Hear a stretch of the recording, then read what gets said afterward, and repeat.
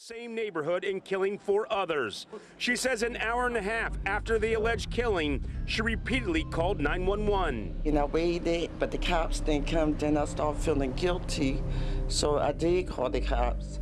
And the first 2 times I ain't get no answer, and then the third time they called me back and asked me the location. On the evening of July 3rd, 2023, a 40-year-old man named Kimbrady Carricker left his house on Belmar Terrace in the King Sessing neighborhood of southwest Philadelphia. Strapped on a bulletproof vest loaded with several rifle magazines, put on a ski mask, picked up a homemade AR-15 style rifle and a 9mm handgun, and walked out the door.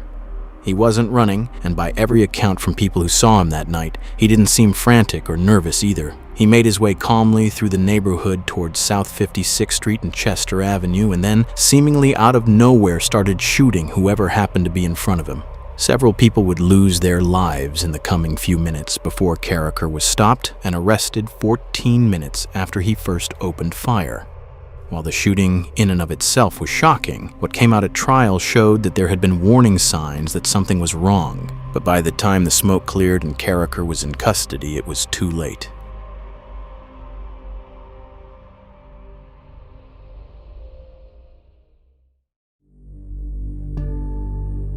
King Sessing is one of the oldest neighborhoods in Philadelphia, named for a native Lenape word that roughly translates to a place where there is a meadow, and it's been continuously inhabited since Swedish settlers showed up there all the way back in 1644. George Washington and Benjamin Franklin reportedly used to visit a resort in the area called Gray's Gardens back in the 1700s, for whatever that's worth historically. Today, it's a working-class, predominantly black neighborhood of early 20th century row homes in southwest Philadelphia. It's a dense, tight-knit neighborhood where the same people see the same faces every day, but it unfortunately has an intimidating crime problem characterized mostly by assaults and robberies. There have been revitalization efforts over the years, especially as of recent, and overall, it is nowhere near as unsafe as the more deprived parts of the city. Kimbrady Carricker had spent most of his life in the King Sessing area, and the people who knew him generally described him as a known, visible presence in the neighborhood. Not the usual idea people get when it comes to mass shooters being isolated people who keep to themselves, but his social media history, once investigators and reporters got into it, turned out to be a genuinely strange mix.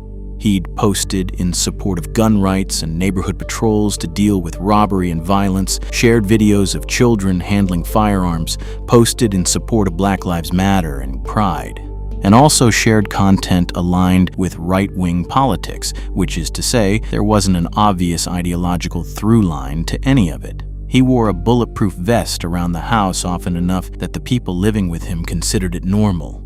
He also had a prior gun conviction from 2003, which meant he wasn't legally allowed to own a firearm at all, so whatever ghost guns he'd built for that night had to have come together outside any legal channel to begin with. His grandmother later said he carried a gun because he believed everybody should have one. In the days before the shooting, people around him noticed he seemed more agitated than usual, and a neighbor told Fox 29 that Carricker had come up to him days earlier and told him, unprompted, that he was a town watchman. 10 days before the shooting, on June 23, 2023, he wrote out a handwritten will and left it at the house, bequeathing, among other things, his home, his vehicle, his computer, and his rifle and other weapons. It may have raised alarm bells at the time, but it wasn't an obvious warning like a drawn-out plan or manifesto. There was another detail about Carricker's family that surfaced years after his own crime. In 2024, his 64-year-old father, also named Kimbrady Carricker, although he was sometimes known as Grady, was arrested and charged with attempted murder, aggravated assault, and arson after police say he poured gasoline on 2 relatives and set them on fire inside a home on the 2500 block of South 71st Street in Philadelphia. The 2 people who were doused and set alight were his 82-year-old mother and a 42-year-old man, both of whom told police a relative had poured gasoline inside the home and on their feet before setting a fire and running off. Police caught Grady near the scene of the crime, but he has yet to go to trial. What's easy to miss in this case is the fact that Carricker had already killed someone before the night everyone remembers. On the night of July 2nd, 2023, the night before he picked up a gun and went outside, he shot and killed 31-year-old Joseph Wama Jr. inside a home on South 56th Street. Wama's body wasn't actually found until the following morning, hours after the mass shooting down the street had already happened. His father, Jonah Wama, told reporters his son was his best friend. His sister Josephine said he had the best hugs and always took care of his family, and that she was going to miss his smile more than anything. The toll of finding his son's body apparently never left Jonah Wama. His health collapsed in the years that followed, and he died before the case was ever resolved in court. His daughter would later tell the court at sentencing that he simply never mended that broken heart. But there's a detail that makes the Wama killing even harder to sit with. Police had actually been called to that block on the night of July 2nd after someone reported hearing gunfire. Officers were dispatched to the 1600 block of North 56th Street. The shooting, as it turned out, had happened on South 56th Street, a different street entirely despite the similar sounding address. They found nothing and left.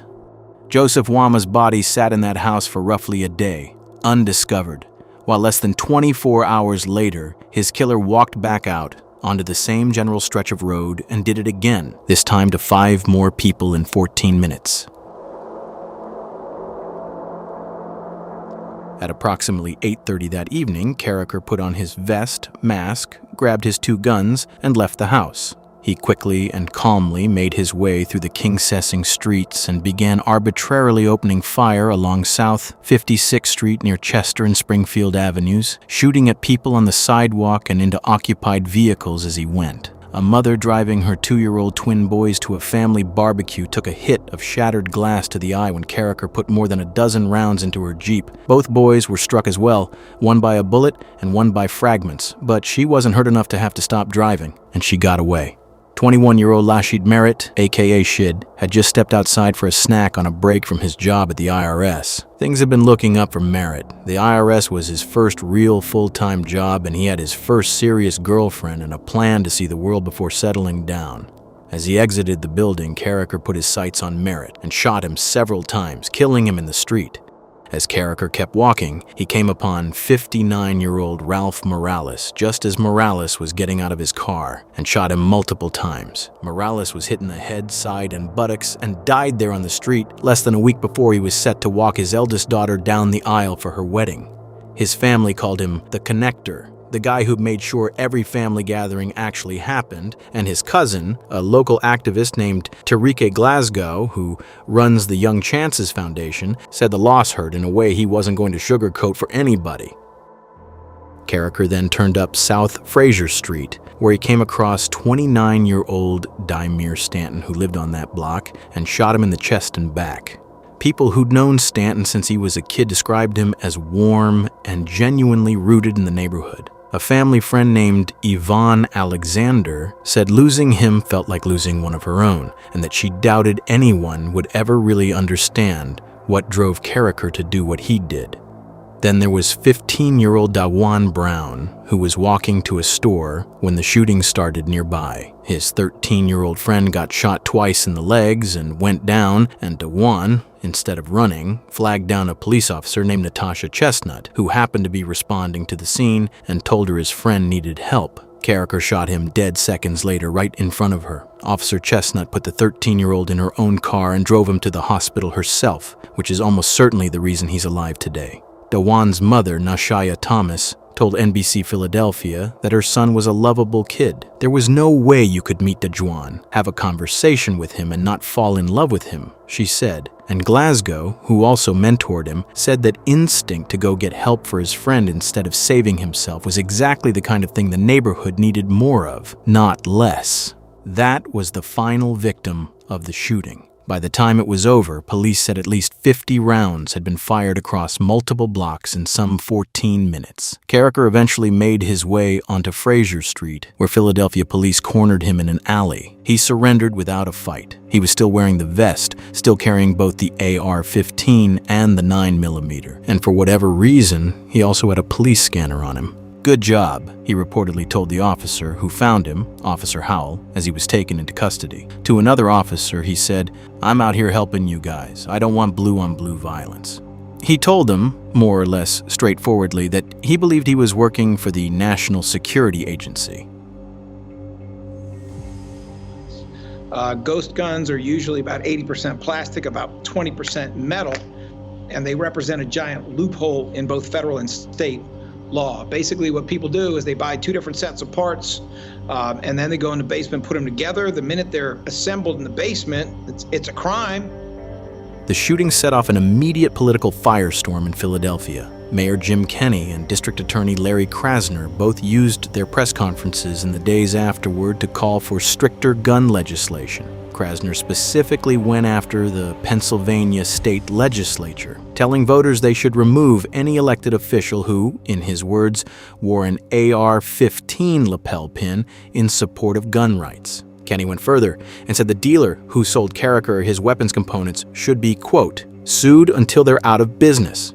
By the following day, the mayor's office had announced it would be filing new litigation specifically targeting gun violence, working alongside City Council President Darrell Clark and City Solicitor Diana Cortez. There was also a moment of confusion in the immediate aftermath. At least 6 shell casings were found on the 1600 block of South 56th Street, close to where one of the surviving children had been located. But the casings didn't match the ballistics from Carricker's rifle. Instead, a second person was actually taken into custody that night after returning fire toward Carricker during the chaos. Krasner clarified the following day that this second individual had acted in self-defense and wouldn't be charged. He'd simply been carrying a gun himself and fired back at the man shooting up the street. Notably, no police officers discharged their weapons during the arrest itself.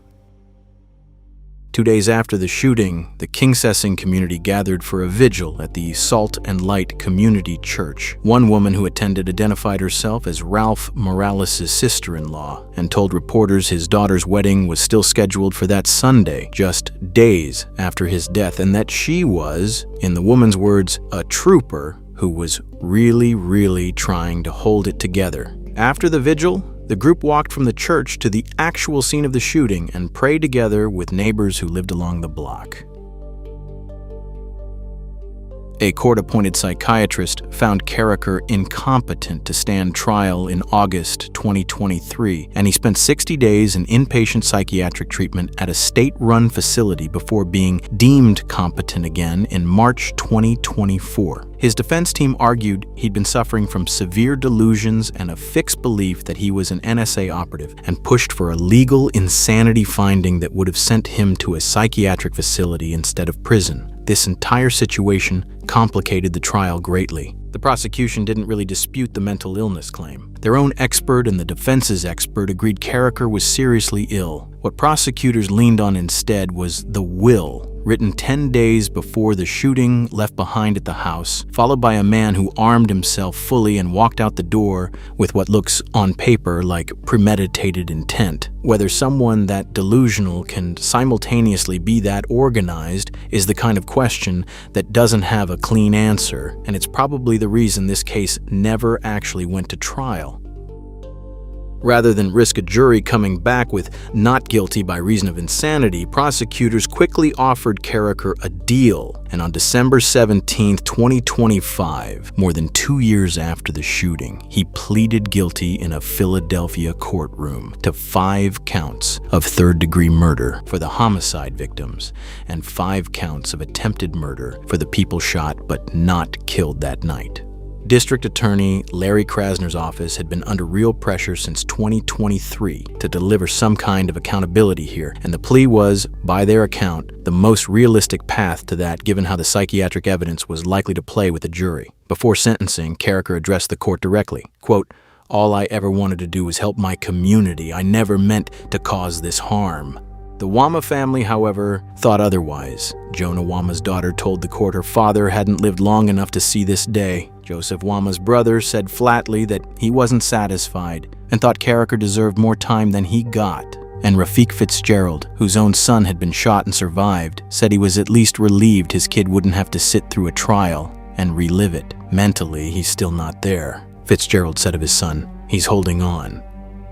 Judge Leonard Brown sentenced Carricker to 37.5 to 75 years, which Assistant District Attorney Robert Wainwright told the court was effectively a life sentence either way. Wainwright called what happened on July 3rd 14 minutes of terror. 14 minutes that wrecked 5 families, left several more people permanently injured, and left a neighborhood with wounds that, in his words, weren't close to healed. Separately, the city filed a civil suit against 2 ghost gun part suppliers, Polymer 80 and Arm or Ally, over the untraceable components Carricker used to build both weapons. Police Deputy Commissioner Frank Venori pointed out at a press conference that because neither gun had a serial number, if Carricker had simply dropped them at the scene and ran, there would have actually been no way to trace either weapon back to him at all. That lawsuit was still working its way through the courts as of the time of this video.